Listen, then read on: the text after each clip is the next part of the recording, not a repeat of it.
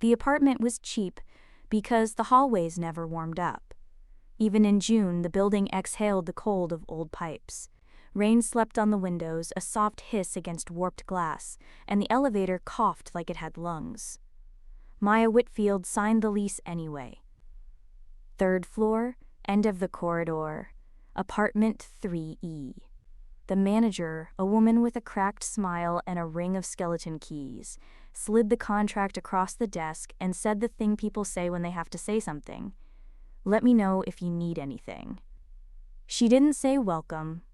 She didn't say it's quiet here. She didn't mention the door. Maya dragged in 2 suitcases, a thrift store mattress, a lamp shaped like a moon, and a box of kitchen stuff she didn't plan to unpack. She liked the idea of traveling light, like she could walk out at any moment and take her life with her. The peephole in 3E was scratched silver around the edges, the brass plate dented by 100 anxious fingers. She pressed her eye to it, mostly out of curiosity. The hallway beyond ballooned and warped in the fisheye lens, brown carpet, ribbed radiator, exit sign humming in migraine red. Nothing waited for her, not then. She slept the first night without dreams. At 3:11 a.m. something rattled the lock. Not a knock, a try. Metal against metal. A patient testing.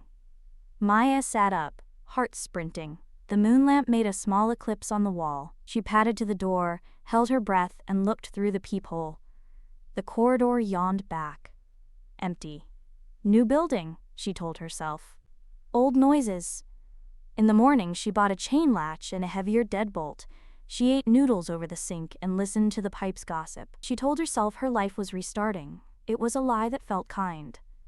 Night 2, 3:11 a.m. The lock tried again. She looked through the peephole. Empty. Night 3, it became a ritual. Wake to the tremor, cross the cold floor, press her eye to the glass, and find absence stretching both ways like a trick. By the end of the week, she laughed at herself. The laugh sounded like a chair scraping tile. On the 8th night, the try came softer, almost polite. She looked, eyes already there when the metal whispered, and saw someone standing in the corridor. A woman, same height, same hair gathered in that lazy knot, same oversized gray hoodie with a paint smear on the cuff. Her. Maya stared at Maya, staring back through her own door. The other her didn't blink. The peephole warped the face wider, gave the eyes a submerged shine. There was no breath on the other side, no fog of air, only the steadiness of purpose. The chain latch lifted itself, one link at a time, like a magician showing empty hands. The screws didn't turn, the metal simply unlearned being metal. Maya jerked back and slammed her palm flat against the wood. "Don't," she said, and didn't know which of them she was talking to. The knob turned anyway. It stopped at the deadbolt, a pause, as if both Mayas listened to the same thin ringing threaded through the door. The other Maya leaned closer to the peephole, so close her pupil filled the glass like a well. From the hall, her voice came soft and level, a voice you use to keep someone from running. "Open up, you left your keys with me." Maya's keys lay cold in her pocket.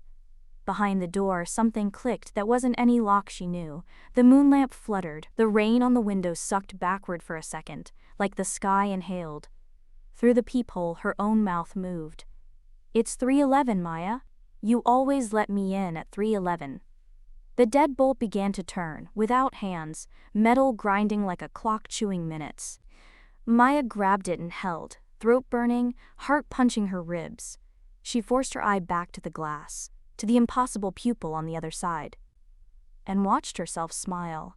"See you?" the hallway voice breathed, again. The pressure on the bolt vanished. Footsteps receded. The exit sign's red hum was the only sound left.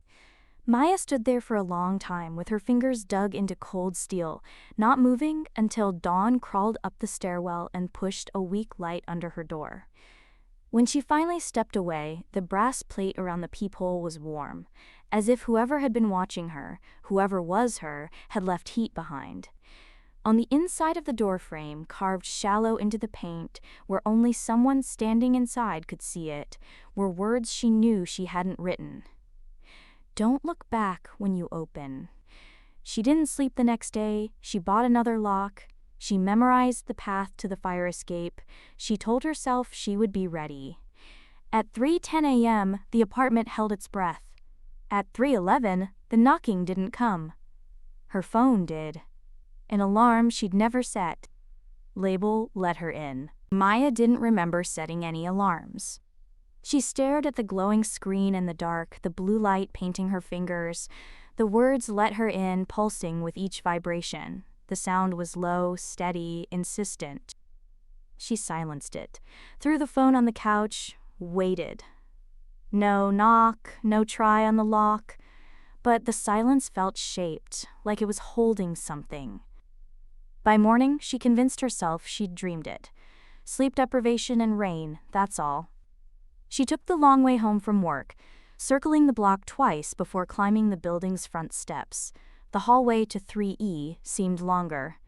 The carpet's brown stripes warped toward a vanishing point. The exit sign hummed louder, its red light pulsing in time with her steps. Her key slid into the lock. The metal was warm. Inside, the moon lamp was on. She hadn't left it that way. That night, she made a plan. Stay awake, lights on, camera ready. She balanced her phone on a stack of books aimed at the door, recording in silent mode. The clock glowed 3:08. Her pulse matched the seconds. 3:10. The air thickened. The light in the room dimmed, not like a bulb fading, but as if something was standing in it. 3:11. The deadbolt twitched. Once. Twice. Through the peephole, darkness. No hallway light, no red exit sign. She pressed her eye closer. The dark moved. It unfolded into shape. Her silhouette, featureless except for two pale eyes. Not reflecting light, making it. They blinked slowly, but not together. Her own voice came from the other side, low and flat. "You locked me out." Maya stepped back. The camera on the bookshelf kept filming. "You don't live here," she said. The figure tilted its head against the glass. "Neither do you, not anymore." The bolt jerked hard enough to rattle the frame. Then it stopped. Silence. When she dared look again, the hallway was back. Normal. Empty. At dawn, she checked the footage. The camera showed her standing at the door, tense, watching. But the peephole was blank. No shadow, no eyes, no movement. Just Maya, staring into nothing. And then she saw herself turn and look directly into the lens while her real self was still at the door. She whispered something the mic barely caught. "Don't let me knock twice." Maya decided she couldn't sleep here another night. By mid-afternoon, her suitcase was packed. She shoved clothes into it without folding, stuffed the moon lamp in on top, zipped until the teeth groaned. Her keys clinked in her pocket like metal encouragement. She opened the apartment door. The hallway was wrong. Not visibly, not at first glance, same brown carpet, same hum from the exit sign, but the air felt compressed, like the walls were leaning in. She wheeled the suitcase toward the stairwell. The sound of its plastic wheels echoed too far, like the corridor stretched ahead of her longer than it should. She reached the stairwell door, pushed it open, and froze. There were no stairs. Just another hallway. Identical. Same carpet, same exit sign at the far end, same dent in the radiator halfway down. She turned back toward her apartment. The hallway behind her was identical too. Every direction was the same corridor, repeating into a vanishing point. Her phone had no signal. Her watch was frozen at 3:11. She walked for what felt like 10 minutes, dragging the suitcase until her hand hurt. The exit sign ahead never got closer. Her breathing filled the space until she thought she might scream. She stopped, dropped the suitcase handle, and turned slowly. Someone was standing in the hallway behind her. Gray hoodie, lazy hair knot, paint smear on the cuff. Her. This time the double didn't just watch. She started walking forward, each step silent, but the exit sign behind her flickered with the rhythm.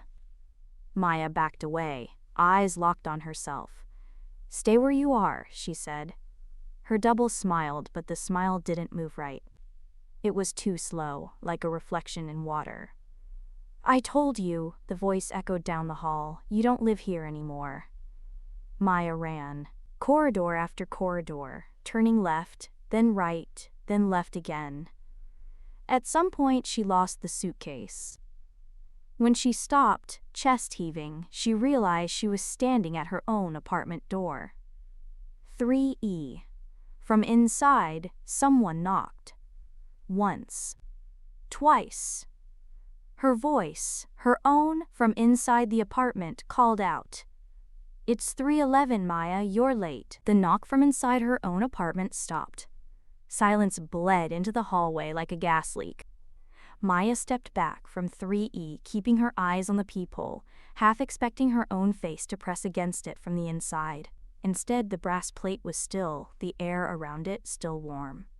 She turned toward 3F, knocked. No answer. She tried the handle. Unlocked. The apartment beyond was dim, the air heavy with the smell of dust and something faintly sweet, like wilted flowers. She stepped inside, calling out, "Hello, sorry, I just..." The door clicked shut behind her.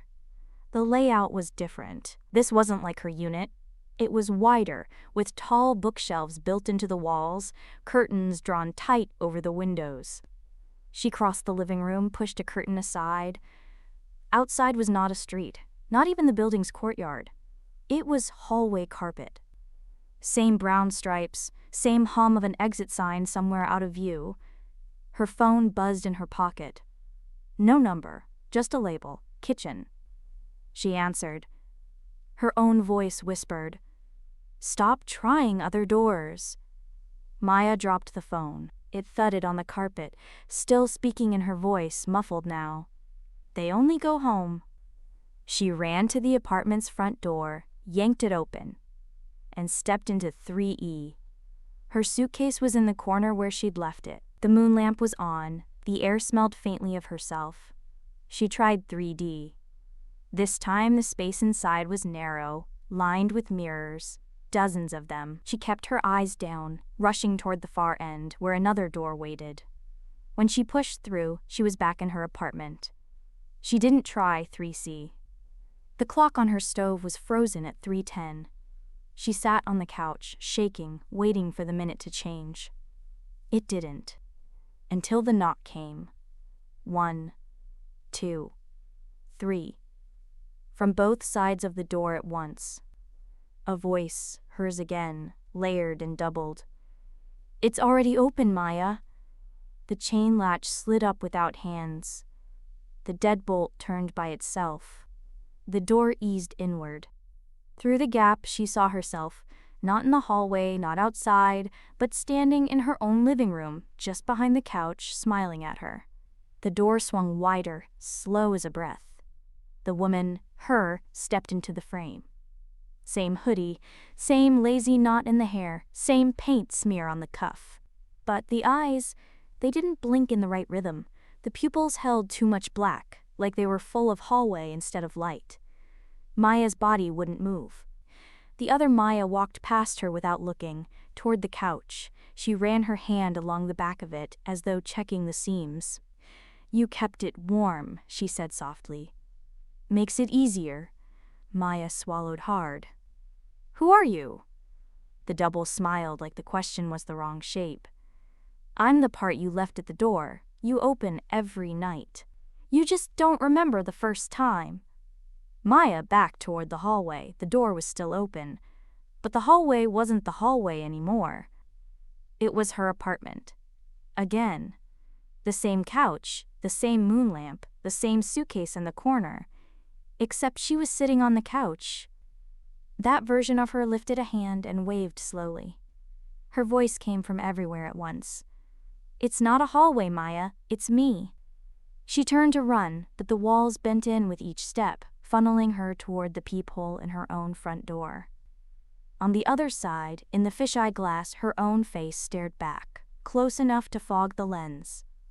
"You're late," Peephole Maya whispered. "We start at 3:11. The world folded. She was on the couch. The moon lamp was on. The clock read 3:10. A knock came. 1, 2, 3. Maya stood, went to the door, and looked through the peephole. In the hallway, she saw herself. Same hoodie, same hair, waiting patiently, keys in hand. From behind her own shoulder, in the living room, a voice whispered, "Don't make her knock twice."